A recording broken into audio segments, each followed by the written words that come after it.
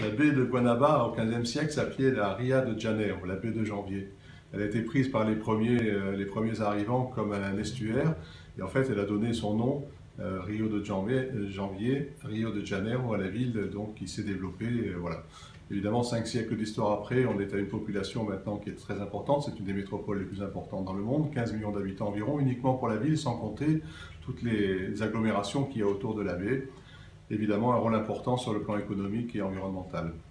Alors malheureusement, comme toutes les baies du monde, c'est une baie qui est sensible au problème d'environnement, qui est affectée donc par l'urbanisation et l'industrialisation, avec tout un ensemble de risques qui ont été identifiés ces dernières années.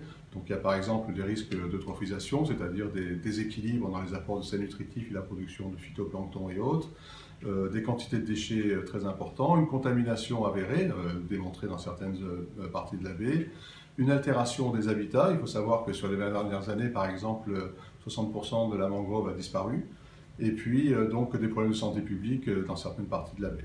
Alors si on prend l'exemple des déchets, la plupart des déchets arrivent par les rivières, également le ruissellement, les fortes pluies, et les comportements, les gens qui ont tendance, comment dire, à abandonner leurs déchets.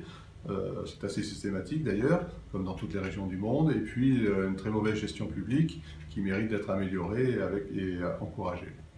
Alors les solutions, évidemment, elles ne peuvent être prises que dans la durée. C'est pas à l'échelle, comment dire, d'un événement comme les Jeux Olympiques que ça pourrait aboutir à quelque chose de spectaculaire. Et donc il faudra des dizaines d'années avant de pouvoir restaurer un petit peu ce milieu-là, avec un investissement assez lourd. Et puis probablement, il faudra tenir compte également de l'environnement socio-économique de la région, puisqu'il y a des particularités sur la nature des pollutions. Par exemple, il faut savoir que 66% des déchets sont des plastiques, et donc les mesures devraient aller dans un sens où on devrait pouvoir limiter ce type de pollution. Alors les effets sur le tourisme et puis sur l'image de la ville ont été déplorables ces dernières années. Ça a été amplifié avec l'avènement des Jeux Olympiques.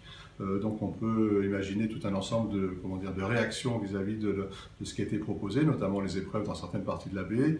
Dans la réalité, à la décharge des organisateurs et de la ville, il faut savoir que les épreuves seront quand même proches de l'embouchure de la baie, et donc dans les régions qui sont dans les parties de la baie, si vous voulez, qui sont les moins affectées.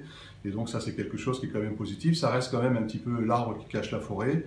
Et la forêt dans ce pays, elle est déjà bien détériorée, puisqu'il y a eu une dégradation parfois même programmée de millions d'hectares depuis très très longtemps. Voilà.